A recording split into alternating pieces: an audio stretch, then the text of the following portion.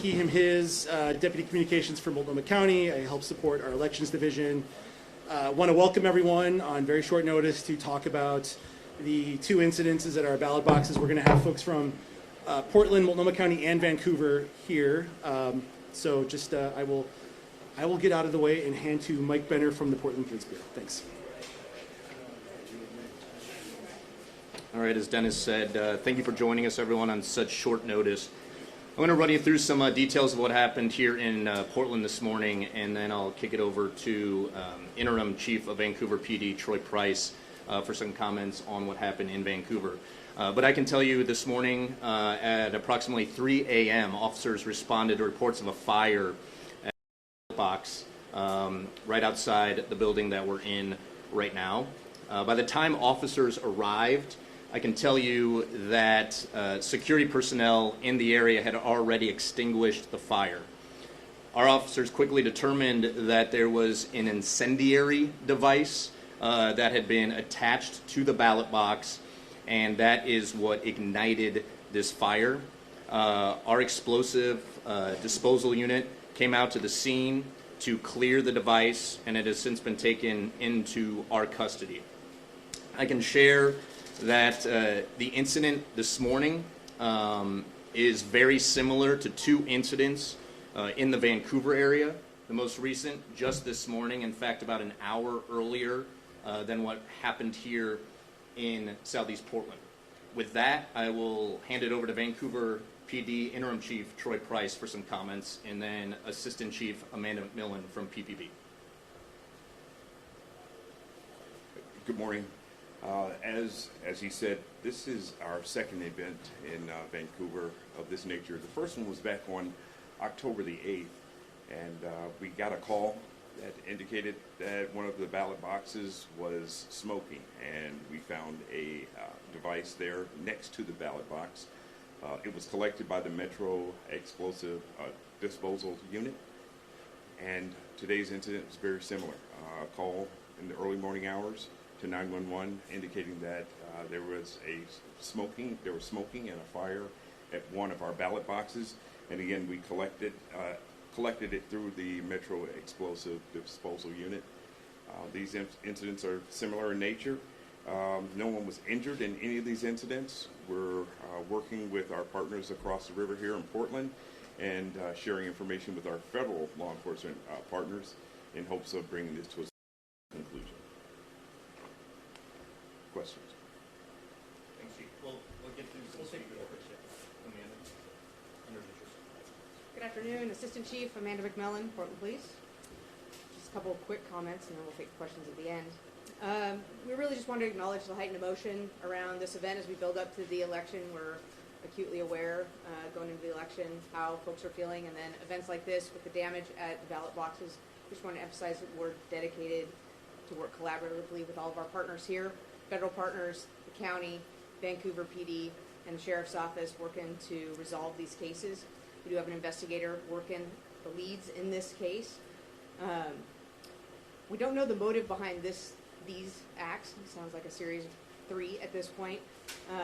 But we do know that acts like this are targeted and they're intentional, and we're concerned about that intentional act trying to affect the election process.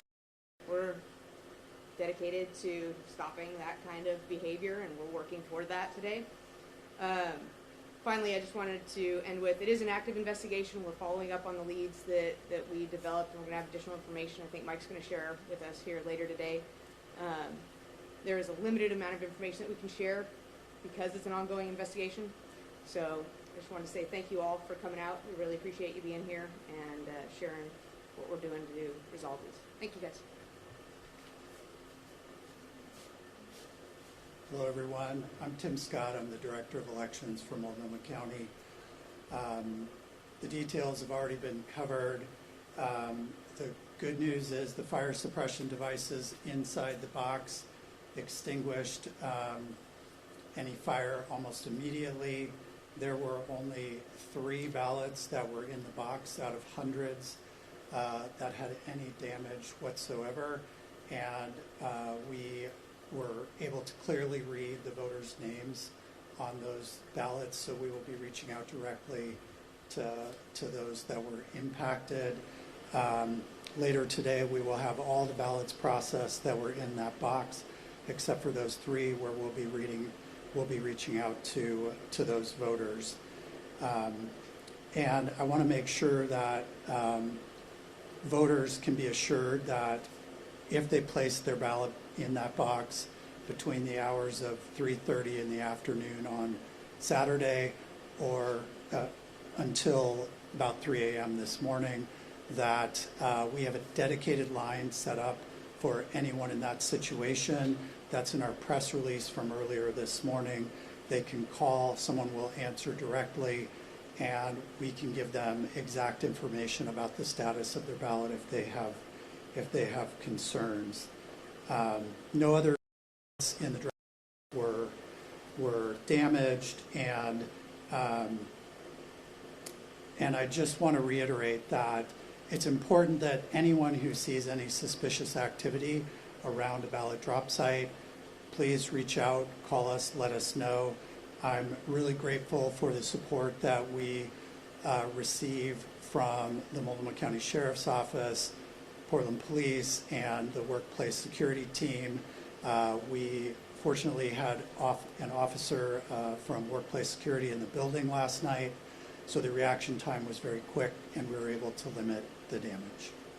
Thank you.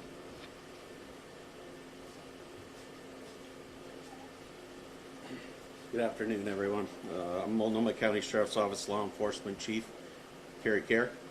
The Sheriff's Office is working closely with all our law enforcement partners and the Elections Office to ensure that voters feel safe and feel that they have easy access to all the ballot drop sites. We want all the community to know that we want to ensure a safe and secure election, and it's something that we take very seriously. Voters can trust that we're taking steps to ensure that the ballot boxes are safe.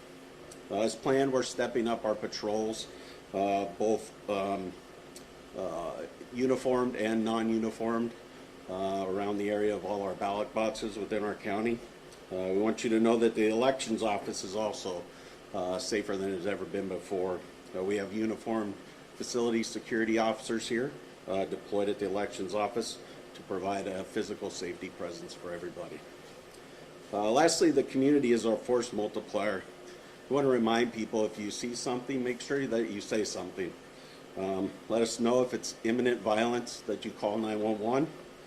Make sure you document what you saw or experienced and when it happened and where it happened. If the threat is urgent, not urgent, notify an election official at your polling place. Any form of voter intimidation, disruption, blocking of access, or vandalism at these sites will not be tolerated. We will respond swiftly, and they will be investigated to the fullest extent. I'd like to introduce Multnomah County Chair Jessica Vega Peterson. Good morning, everyone. Multnomah County is committed to the fundamental protection of our democracy. Keeping this election free, fair, and safe is a coordinated effort that involves the many leaders here today and many more across every one of our governments and offices. I need you to know that we are working together and we are prepared for this moment. As Election Day nears and our community continues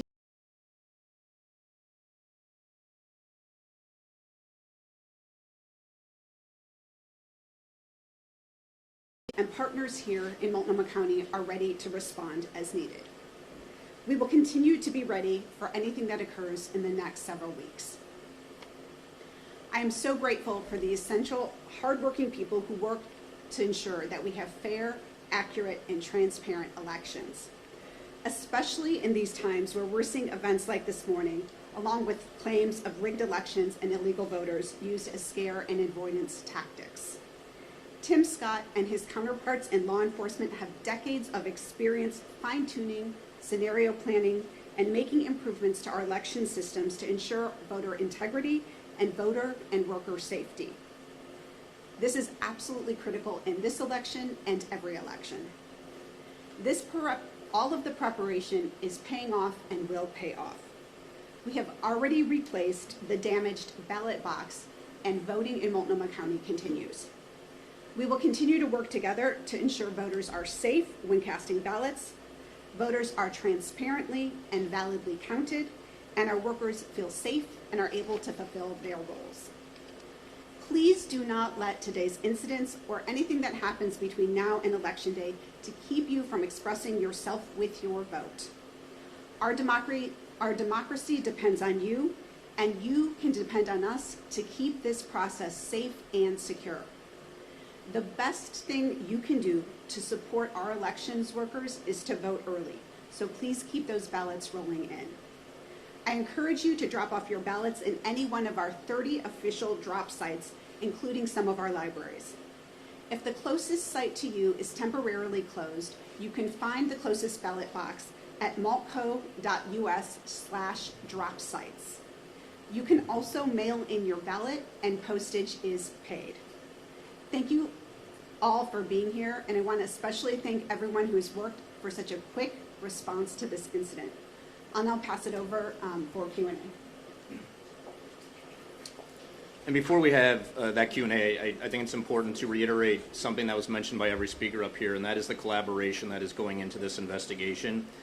Detectives at PPB are working very closely with our partners at Portland Fire and Rescue, Vancouver PD, the Multnomah County Sheriff's Office, Elections, and the FBI. And through that collaboration and analysis of surveillance footage, we have identified a suspect vehicle connected to this, and I will be pushing that photo out via flash news early this afternoon in time for your afternoon and evening coverage. With that, we can open it up to some Q&A. Please understand, though, again, this is an open and ongoing investigation. We don't want to say anything up here that will jeopardize that, but we'll be happy to field some questions. Why are you waiting to push that out? Just because I'm here physically right now, and I will get that out as soon as we wrap up here. That vehicle, if you'd like to see it, and you guys can zoom in, I'm more than happy to have that. This is the picture. It appears to be a Volvo. I'll try to keep it real still. This is outside the ballot box right outside the building we're in right now. And again, this will come out via flash news here within the next few minutes. Do you think these incidents are connected? We do. We believe the incident here is connected to the two incidents in Vancouver. And that explains the collaboration between all the agencies and why everyone's here today. And again, the FBI is also running a separate but parallel investigation as well. What could the suspect be charged with in a case like this?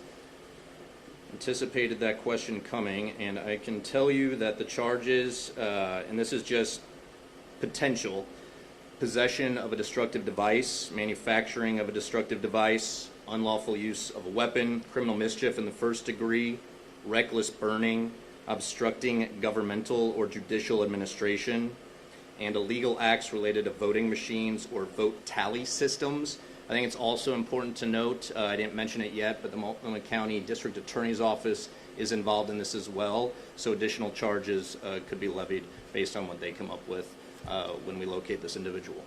Can you explain how the fire suppressant works inside the box, and is that present in all of the ballot boxes in the county? I'm not a chemist, so I'll just say that, but they respond to heat within the ballot box. So clearly it got hot enough inside the ballot box for the fire suppressants to go off. We use canisters that have a powdered fire suppressant, so it limits the damage to ballots. It worked exactly as it was supposed to, and coated the entire inside of the box with that dry chemical suppressant. And yes, they are in every ballot drop box in Multnomah County. Do you know if they're in other ballot drop boxes in Oregon or the ones in Vancouver? I cannot speak to Vancouver, but the Clark County Auditor, Greg Kimsey, is here. Good afternoon. I'm Greg Kimsey, the Clark County Auditor. The question was, are these fire suppression devices installed in ballot drop boxes in Clark County? And the answer is yes. In fact, they were updated. New ones were installed. We installed these 4 years ago, and we installed brand new ones here in the past couple of months. Did it not work then in this case? This doesn't appear it worked very well. Do you know exactly how many ballots? I think the last time we heard it was hundreds, but how many were destroyed in the next? We are still in the process of coming with a closer number, but certainly was hundreds. Question for both of you. What's the plan moving forward to increase security at these boxes? Well, we're going to install, try to obtain fire suppression devices that work better. We are modifying our ballot retrieval schedule and encouraging voters to deposit their ballots before 5:30 in the evening. And we are encouraging voters to take advantage of all the options available to them. The post office, you can bring about to the elections office that's directly to us. And again, you can take one of the 23 ballot drop boxes that we have. And again, we encourage people to do, if they're going to use a ballot drop box, to do that before 5:30 in the evening. If Marie Glusenkamp-Perez's campaign has asked for law enforcement to be stationed around ballot boxes between now and Election Day in Clark County, I don't know if that's something that anybody up here can comment on, whether the agency even has the capacity to do so. Certainly, Vancouver Police recognizes the importance of securing the boxes as much as we can while maintaining our ability to respond to calls to 911 throughout the city. What I can tell you is that we have developed a plan to ensure that we are keeping an eye on the boxes as much as possible with increased patrols. If there are some additional technical methods that we can employ to keep an eye on the boxes and respond to any type of suspicious activity as quickly as possible. Again, we recognize how important this is, and we are responding within our capacity. We will burn some overtime to make sure that we have people available to respond should a call come in. Is this giving you guys an idea of what to expect after the election, since we're already seeing these kind of threats to ballot boxes? From the perspective of the Vancouver Police Department, we always are trying to stay ahead of any curves that come. So we're not going to call this a trend by any stretch of the imagination, but we are wary of how contentious election seasons can be, and so we are going to adjust our methods to whatever we hear is going on outside. Hey, Tim, can we do more, if anything?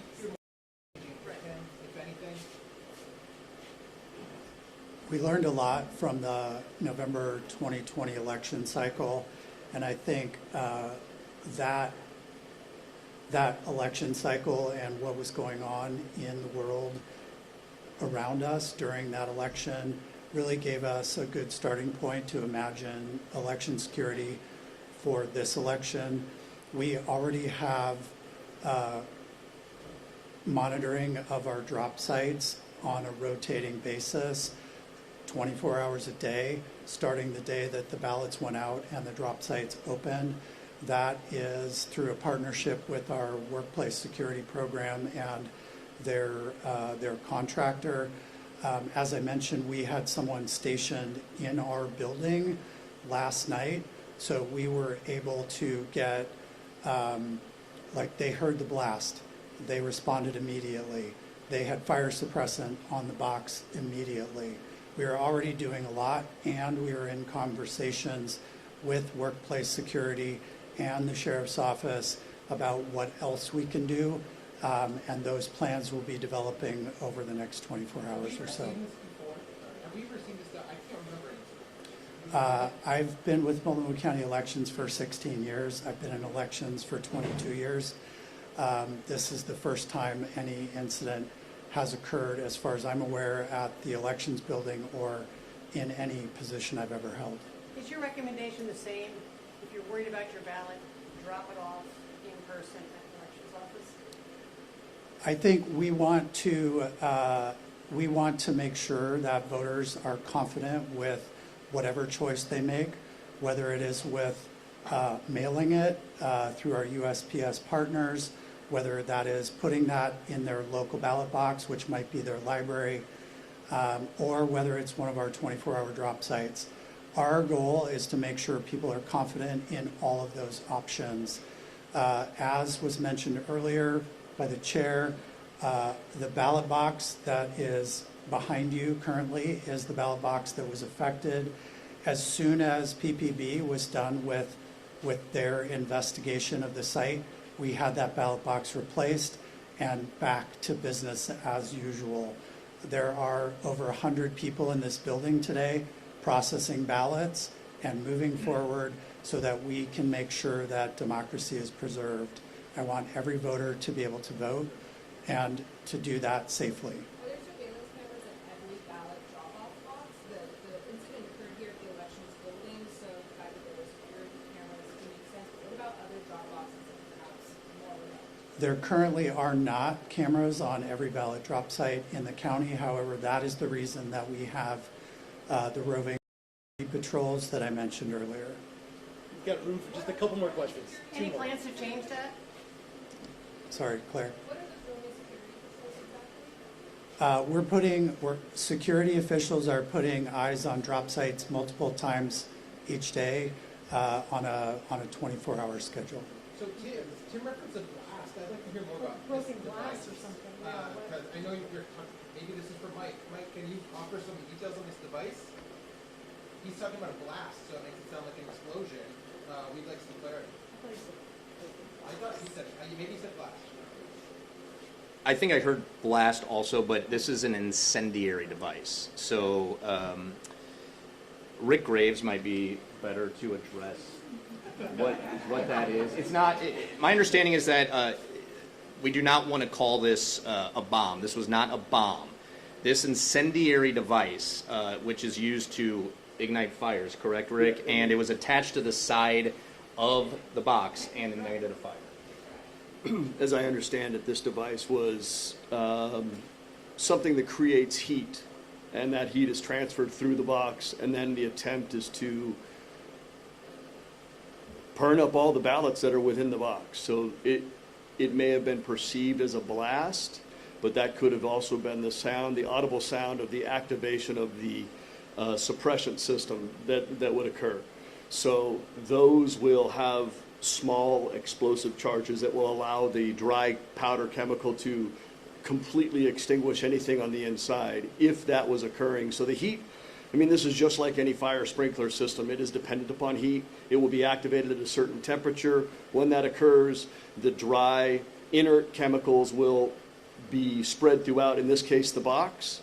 I will also say that Portland Fire and Rescue, when we have been directed to only utilize dry chemicals and CO2 for two reasons. One, we're unsure of what the contents of anything on the outside may be, and it may react aggressively with water.